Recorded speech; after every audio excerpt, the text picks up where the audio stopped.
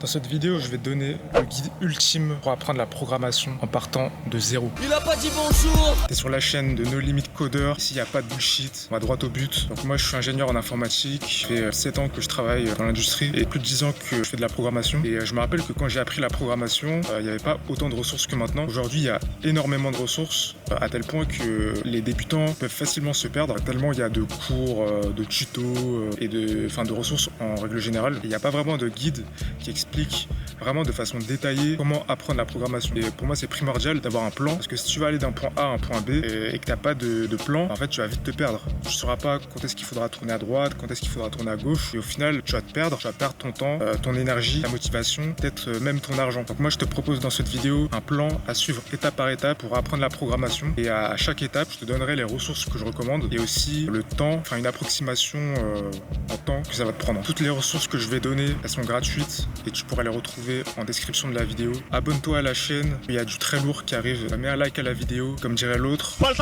L'étape 0, ça sera d'avoir une bonne compréhension écrite et orale de l'anglais. Cette étape, elle est facultative, mais très fortement recommandée. L'anglais, c'est la langue la plus parlée au monde, avec 1,268 milliards de locuteurs, et c'est aussi la langue la plus utilisée sur Internet. Les meilleures ressources du monde sur la programmation et l'informatique en général, tu les trouveras en anglais. Bien sûr, il y a des ressources en français, il y en a assez peu, et c'est pas les meilleures. On peut trouver largement mieux dans le monde anglophone en termes de qualité. Tu pourras trouver des cours des meilleures universités américaines comme Harvard, par exemple, gratuitement, mais ces cours sont dispensés en anglais.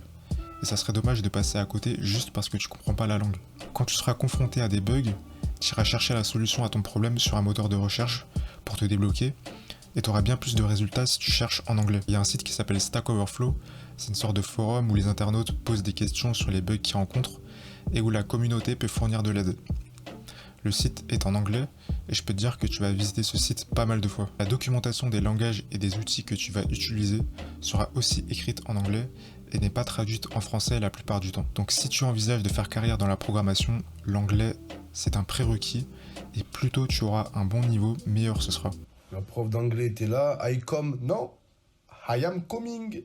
B plus ing et B plus ta grand-mère. En te cantonnant au français, tu seras privé du meilleur contenu et des meilleures ressources pour apprendre.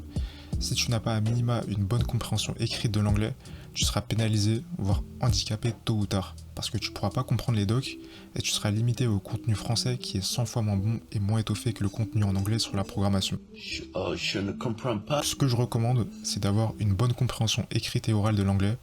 Donc je dirais un niveau B2. Et si tu penses pas avoir un niveau B2 en anglais, ça veut pas dire que tu pourras pas apprendre la programmation. Mais je te conseille de travailler ton anglais en parallèle de ton apprentissage de la programmation. Si tu considères déjà avoir un niveau B2 en anglais, passe à l'étape suivante. La première étape à proprement parler, ce sera de choisir ton langage. Et pour choisir ton langage, tu dois te poser la question suivante. Qu'est-ce que je veux programmer? Est-ce que tu veux programmer des jeux vidéo, des sites web, un système d'exploitation, une appli pour smartphone, une intelligence artificielle, un robot, etc., etc. Parce que pour chaque besoin, il y aura des langages plus adaptés que d'autres. Par exemple, le C pour coder un système d'exploitation, ou le C++ pour les jeux vidéo. Et il y aura aussi des langages moins adaptés selon le besoin. Par exemple, le C++, ce sera pas le langage le mieux adapté pour coder un site web, contrairement à HTML, CSS et JavaScript. C'est un peu comme les types de voitures. Une citadine, ce sera plus adapté pour rouler en ville qu'un 4x4, parce que ce sera plus facile de se garer avec et elle consommera moins d'essence, mais le 4x4 sera un meilleur choix pour rouler sur terrain escarpé. Mais ça veut pas dire que tu pourras pas rouler en ville en 4x4. Il n'y a aucun langage meilleur qu'un autre. Donc si jamais tu entends dire le langage X est le meilleur ou le langage Y est nul, dans 99% du temps, ce sera un mec qui dit de la merde. Tu dois voir les langages de programmation comme étant des outils pour répondre à un besoin. Certains langages seront mieux adaptés à un besoin X, mais beaucoup moins pour un besoin Y. Il n'y a pas encore de langage de programmation adapté à tous les cas d'utilisation. Donc là, je te donne la liste des langages de programmation par cas d'utilisation et je te conseille de choisir un langage en lien avec ce que tu veux programmer,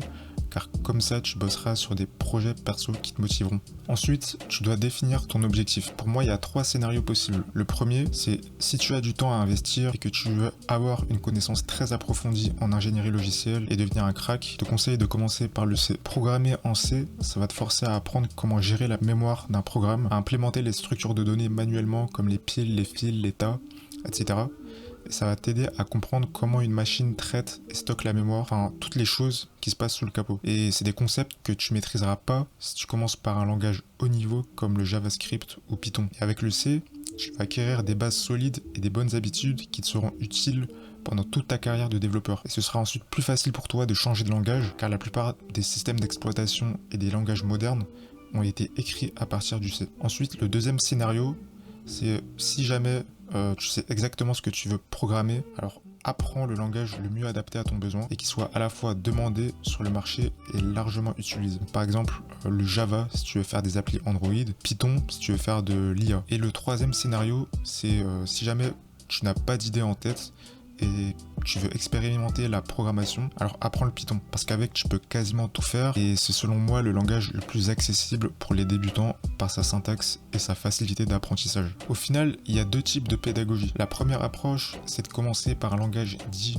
plus difficile où tu vas affronter des bugs terribles qui te donneront envie de péter ton clavier, mais qui va te forger et t'apporter énormément sur le long terme. Et la deuxième approche, c'est de commencer par un langage plus facile avec lequel tu pourras coder des choses intéressantes rapidement, mais avec lequel tu retraces certains concepts clés. Mais peu importe le langage que tu vas choisir en premier, une fois que tu en auras appris un, ce sera plus facile d'en apprendre d'autres. Et les conseils que je donnerais, ça serait de ne pas choisir comme premier langage un langage peu utilisé, car tu vas galérer à trouver des ressources pour apprendre, de ne pas choisir un langage qui est de moins en moins utilisé, comme le PHP. Oriente-toi vers un langage mainstream qui est actuellement demandé dans l'industrie ou qui a un gros potentiel pour le futur. Donc je te conseille un langage qui soit au moins dans le top 20 du PyPL Index. Une fois que tu as choisi ton langage, installe et configure ton IDE. L'IDE, c'est le logiciel sur lequel tu vas programmer. Donc moi, je recommande Visual Studio Code pour les débutants.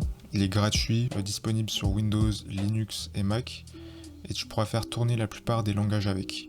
Une fois que tu as choisi ton langage et installé ton IDE, apprends les bases de ton langage. C'est à partir de cette étape que tu vas vraiment commencer ton apprentissage. Dans un premier temps, il faut que tu choisisses une ressource. Je te conseille de choisir une ressource en fonction de tes préférences d'apprentissage. Il y a des gens qui préfèrent apprendre avec des livres, d'autres en ligne avec des vidéos, voire les deux en même temps. Mais peu importe, choisis la ressource que tu veux et conforme-toi à celle que tu t'es assignée. Ne virevolte pas de ressource en ressource parce que tu risquerais de perdre ton temps. Si tu veux prendre un livre, prends n'importe quel livre sur ton langage et qui s'adresse aux débutants. Ça devrait largement faire l'affaire quand tu commences. Si tu préfères apprendre avec des vidéos, je te conseille la chaîne FreeCodeCamp sur YouTube et le site Coursera.com. Dedans, tu pourras trouver d'excellents cours gratuits et donnés par des profs d'université. Quel que soit le langage que tu as choisi, il faut que tu maîtrises les concepts de base qui sont les variables et les types, les opérateurs, les expressions conditionnelles, les boucles, les tableaux, les tables de hachage, les fonctions, les exceptions. Et si tu as choisi un langage orienté objet, tous les concepts qui s'y rattachent, donc l'héritage, le polymorphisme, l'encapsulation et l'abstraction. C'est hyper important que tu fasses les exercices qui figurent dans la ressource que tu as choisie et que tu les fasses sur papier pour bien les assimiler. Et j'insiste vraiment là-dessus, fais les exercices sur papier et pas sur ton PC. Prends un cahier et un stylo, donne-toi 30 minutes pour faire l'exercice et après regarde la solution. Si tu regardes la solution directement sans chercher, ton cerveau n'aura fait aucun effort et tu n'auras rien assimilé du tout. C'est vraiment important que tu te creuses la tête. Ton apprentissage, il doit être actif et se décomposer environ 25% de théorie pour 75% de pratique. C'est pas en regardant des matchs de basket devant un écran que tu seras meilleur au basket, mais en jouant et en étant confronté à la difficulté et l'adversité. Et au final, le plus important, ce sera pas la ressource que tu as choisie, mais ton assiduité et ta régularité. Ensuite, l'étape suivante, ça sera d'étudier les structures de données et les algorithmes. C'est ça qui va faire la différence entre un bon et un mauvais développeur. La programmation, c'est utiliser des algorithmes manipulant des structures de données. Et une structure de données, c'est une façon de stocker une donnée de sorte à ce qu'elle soit accessible et mise à jour efficacement. Le travail d'un ingénieur en développement, c'est de résoudre des problèmes et les résoudre de façon optimale. Et si tu connais pas les structures de données et les algorithmes les plus courants, tu seras incapable de résoudre des problèmes complexes ni de résoudre des problèmes de façon optimale. Un développeur qui a un savoir profond sur les structures de données et les algorithmes, il sera capable de concevoir et d'implémenter des solutions efficaces et optimisées pour résoudre des problèmes du monde réel. La majorité des librairies et des outils que tu vas utiliser sont basés sur des structures de données qui ont été théorisées il y a plus de 50 ans. Donc je te recommande d'étudier dans l'ordre la complexité, et la notation grand O, les listes chaînées, les piles, les fils, les tables de hachage, les arbres binaires et les arbres binaires de recherche, les tas et les graphes. Ensuite, pour les algorithmes, la récursion, la recherche dichotomique, les principaux algorithmes de tri,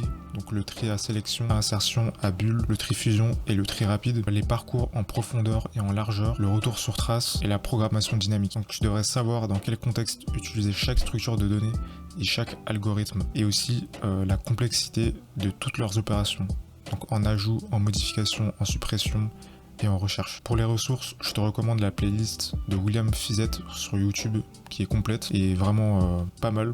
Il y a aussi le cours de Steven Siena qui est beaucoup plus académique mais excellent et 100% gratuit. Et il y a aussi le site visualgo.net pour pouvoir visualiser les structures de données et les algos avec des animations. Je t'encourage aussi à coder par toi-même toutes les structures de données et les algorithmes que je viens de te citer. Et une fois que tu auras acquis les bases et que tu te sentiras plus à l'aise, je te conseille de t'entraîner en faisant des exercices sur exercisme.org, codinggame.com et codeforce.com. Et donc le dernier là, codeforce.com, c'est vraiment pour les mecs ultra chauds. Et enfin, la dernière étape, et celle qui est pour moi la plus importante, c'est de travailler sur des projets pour mettre en pratique ce que tu as appris jusqu'à présent. À ce stade, tu devrais être capable de coder tes projets simples par toi-même. Donc fixe-toi un projet qui correspond à ce que tu as envie de faire et code-le par toi-même. Et j'insiste vraiment sur le coder par toi-même parce que c'est pas en regardant la solution d'un autre que tu vas progresser. Le fait de se creuser les méninges, de galérer pendant des heures pour résoudre un bug, c'est tout à fait normal et c'est ça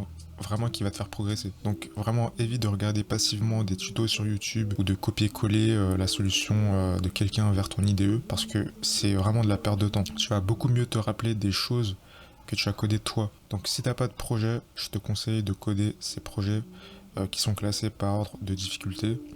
Le pierre-feuille-ciseau, le blackjack, Morpion, la chasse au Wumpus, Pong, Tetris, un Space Shooter et Doom. Tu peux aussi jeter un œil à ce repo qui contient pas mal de projets classés par difficulté. Et pour finir, le dernier conseil que je vais te donner, c'est de pratiquer le plus possible. Je pense que c'est le conseil le plus important. Plus tu pratiqueras la programmation, plus tu seras bon. Et c'est logique. Tu vas passer par des phases de frustration énormes où tu auras envie de péter ton clavier, péter ton écran. Péter leurs chevilles. Ça, c'est tout à fait normal. Tu rencontreras forcément des bugs que tu mettras 4, 5 heures, 6 heures, voire plusieurs jours à résoudre. Mais dis-toi que c'est des trucs en fait qui vont te rendre meilleur. Ça va améliorer tes compétences en résolution de problèmes et au final, ça va faire de toi un meilleur développeur. Du coup, dans cette vidéo, j'ai abordé seulement le thème de la programmation. Si tu veux devenir développeur professionnel et travailler pour une boîte, il y aura d'autres notions à maîtriser. Il faudra que tu maîtrises les réseaux, les bases de données, Git, le terminal, la ligne de commande, les tests unitaires, les architectures microservices, la conteneurisation avec Docker, etc. etc. Et je pense que j'en parlerai dans une autre vidéo. En attendant, si ça n'a pas déjà été fait, abonne-toi à la chaîne, mets un like à la vidéo, on s'attrape dans une nouvelle vidéo.